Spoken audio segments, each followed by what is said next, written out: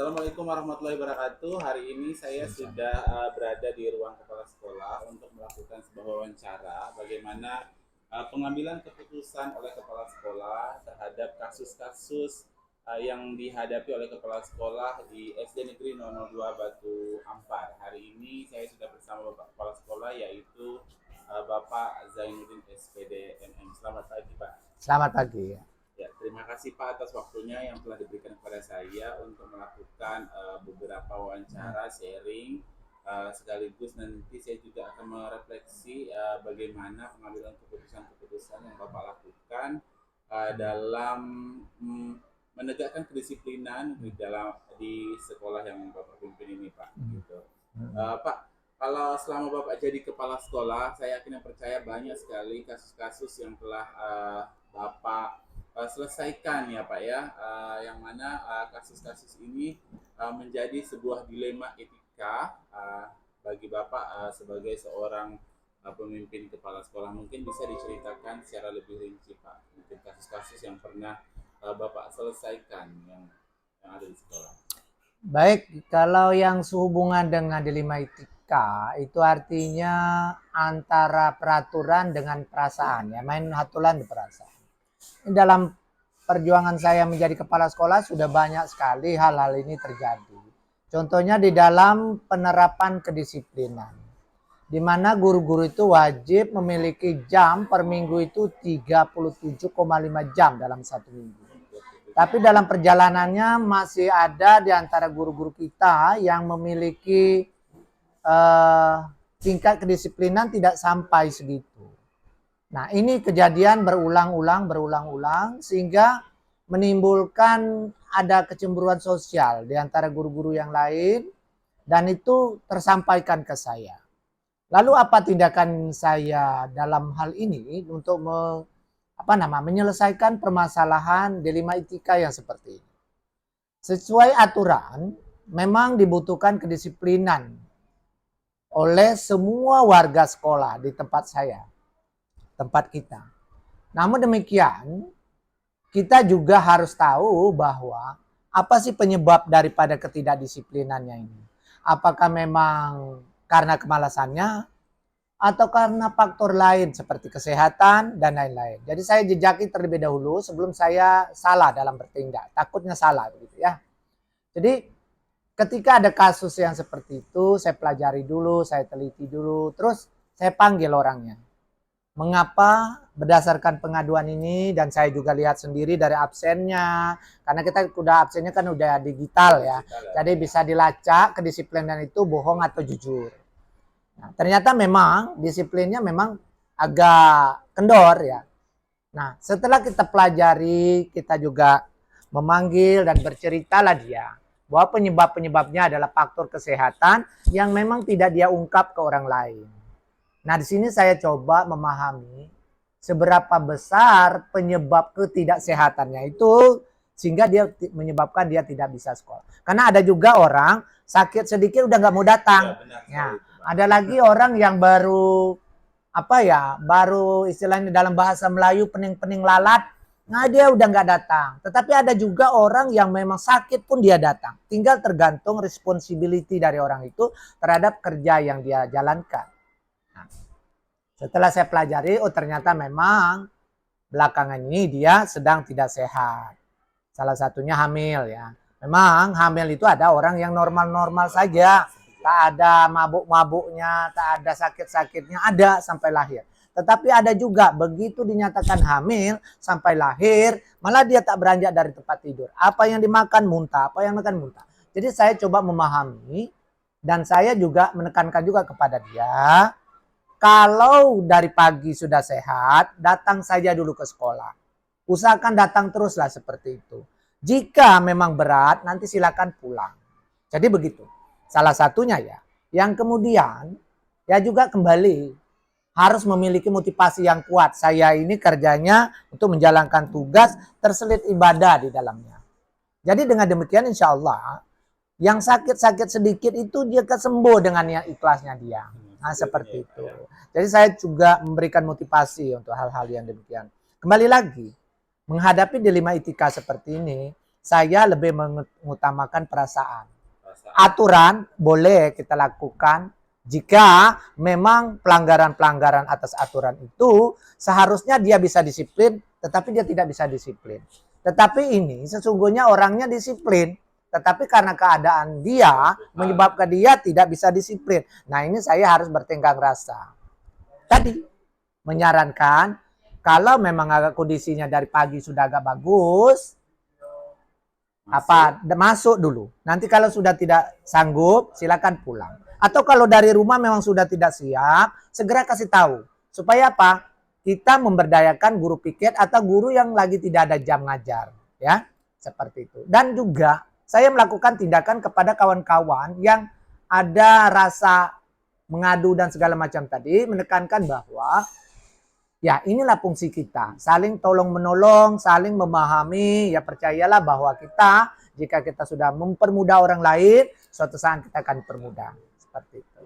Sangat jelas sekali Pak dari apa yang telah Bapak ungkapkan kepada saya, yang mana sesuai dengan model atau paradigma dilema etika yang saya pelajari itu ada 4. Yang pertama itu individu melawan kelompok, kemudian ada rasa keadilan melawan rasa kasihan, lalu ada kebenaran melawan kesetiaan, lalu ada jangka pendek dan lawan jangka panjang. Mungkin Bapak bisa jelaskan ke saya Pak dari 4 paradigma ini dari kasus yang Bapak hadapi. Itu yang pertama itu individu lawan kelompok. Bagaimana Bapak menyelesaikan, karena kalau kita lihat ini ada permasalahan dari seorang guru melawan beberapa orang guru, dan ini adalah sebuah kasus dilema etika yang sangat rumit saya rasa. Oke, untuk individu melawan kelompok artinya si pelaku ketidakdisiplinan ini terhadap orang lain di lingkungan kerjanya. Nah, dia harus yang pertama berperilaku jujur. Jujur mengatakan memang dia dalam keadaan sakit. Misal dibuktikan dengan bukti setelah cek ke dokter dan segala macam. Itu salah satu dipublish di grup. Ya, mohon maaf teman-teman, saya tidak bisa hadir karena saya sedang sakit.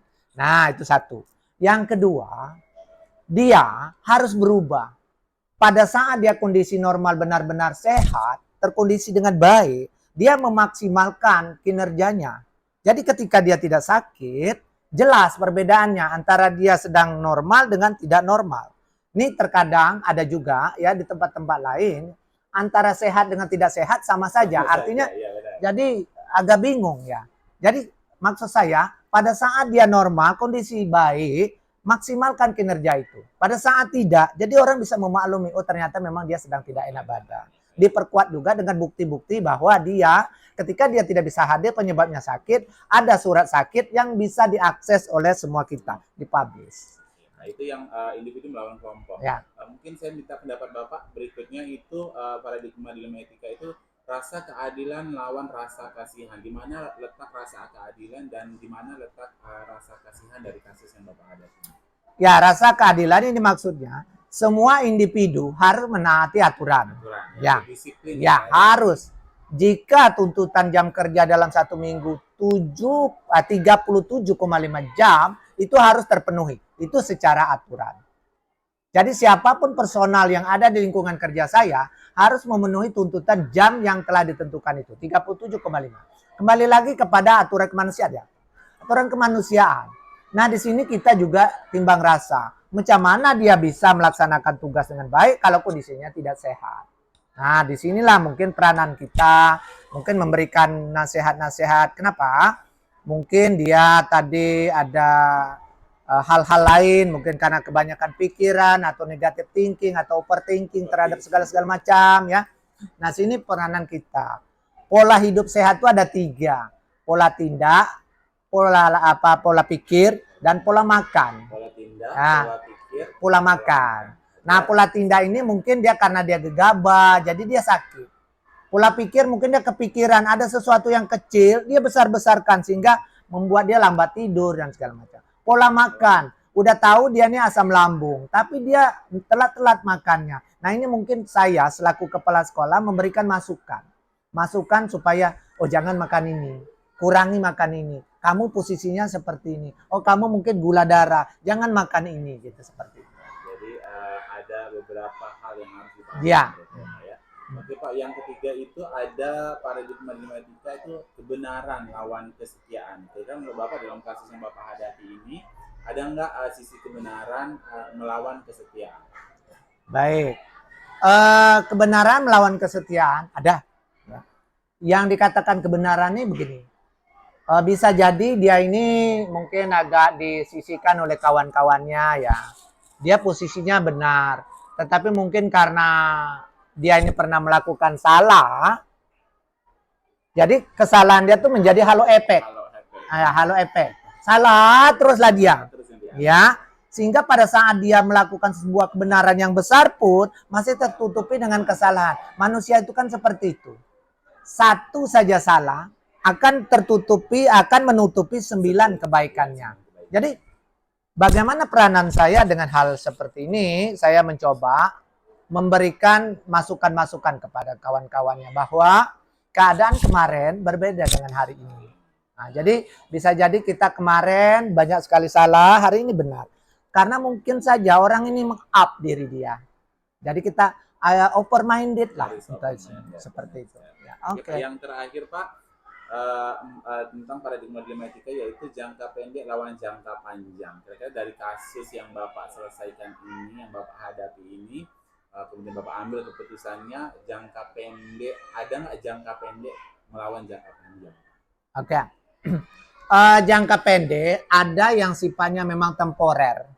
Jangka pendek ini misalnya dia melakukan indisipliner karena dia sedang tidak inaati dengan si A si B. Nah ini akan segera saya tuntaskan. Artinya si A dengan si B ini tadi akan saya dekatkan. Bagaimana? Oke, kita harus open minded, harus saling welcome di antara satu. Tetapi ada juga yang dilema etika yang berkepanjangan. Contoh, kita masa lalu punya seorang guru yang sakitnya menaun, ya kan? Yeah. Nah ini saya harus mengutamakan perasaan saya. Oleh sebab itu saya, karena dia seorang pegawai, saya nyarankan kepada dia ambil cuti dulu, cuti sakit, ya kan? Kalau sudah sehat, silakan datang lagi. Karena bagaimanapun, ya hal-hal yang seperti ini unsur kemanusiaan harus jalan. Bagi saya seperti itu. Jadi ada yang sifatnya temporer yang bisa kita selesaikan secara cepat juga. Tetapi ada yang durasinya panjang. Nah durasi panjang ini kembali lagi kita pelajari. Kalau ini hubungannya ketidakdisiplinan berhubungan dengan penyakit yang akut menaun. Nah ini berarti dia mungkin akan kita usulkan hak-hak dia sebagai ASN atau apapun dia untuk dapatkan cuti. Sehingga kita bisa setelah dapat itu jadi panduan kita untuk mendelegasikan ke siapa dalam keadaan dia cuti tersebut. Seperti itu. Pergantian ya. Ya. Oke Pak, dari beberapa hal yang telah Bapak jelaskan sesuai dengan apa yang saya pelajari di Molu 3.1 tentang pengambilan keputusan, di sana ada 3 prinsip pengambilan keputusan. Ya. Jadi dapat saya simpulkan bahwa Bapak mengambil prinsip pengambilan keputusan yaitu berpikir berbasis rasa peduli. Ya. Dan seperti yang kita ketahui bahwa berpikir berbasis rasa peduli ini sangat penting dalam pengambilan keputusan di dilema etika. Ya. Mungkin bisa diceritakan sedikit lagi Pak tentang keputusan yang Bapak ambil itu agar ini berpikir berbasis peduli ini menjadi benar. Oke. Example ya ini berpikir berbasis peduli, main hati. Main hati benar. Oke. Ketika ini saya pakai pada suatu contoh, misalnya ada seorang guru minta sama saya, Pak izin Pak, hari ini boleh nggak saya bawa anak saya? Karena kebetulan pembantu saya sakit. Nah, ini bagaimana mungkin kalau saya istilah tidak boleh bawa anak ke sekolah. Nah ini kan artinya apa? Saya sebagai guru, sebagai kepala sekolah, sebagai leader harus memberikan toleransi. Silakan bawa anakmu, jaga baik-baik, lakukan ngajar dengan baik-baik. Ya kenapa dia nggak ngajar sambil gendong? Tidak apa-apa. Saya lebih memilih itu daripada gurunya, orangnya di sekolah tapi pikirannya di rumah. Saya lebih bagus anaknya di badan dia, tapi dia fokus menghadap anaknya. Saya yakin anak murid juga akan paham. Ya kan? Seperti itu. Jadi inilah salah satu contohnya. Ada lagi misal gini ya. Kita memang aturan itu harus diikuti. Tetapi kalau itu kita jalankan terus tanpa ada unsur kemanusiaan, itu akan menjadi kaku dan justru akan memicu awal polemik kita. Jadi bagaimana aturan itu boleh berlaku dalam keadaan normal, pada saat tertentu kebijakan yang harus jalan. Seperti itu. Oke Pak, baik sekali, sangat jelas sekali tentang pengambilan keputusan yang sangat luar biasa yang Bapak ambil dalam beberapa kasus yang dihadapi. Saya mengucapkan terima kasih Pak atas kesempatan yang telah diberikan. Semoga dari pengalaman apa yang Bapak ambil ke depannya, saya akan dapat mengambil beberapa prinsip, beberapa paradigma tentang mengambil keputusan, terutama untuk menjadi pemimpin pembelajaran di kelas. Ya, terima kasih. Mulailah dari mimpin diri sendiri, baru kita bisa memimpin orang lain. Siap, Jangan suruh orang lain untuk berdisiplin, disiplin diri kita dulu. Oke? Terima Seperti kasih, Pak. iya. Waalaikumsalam.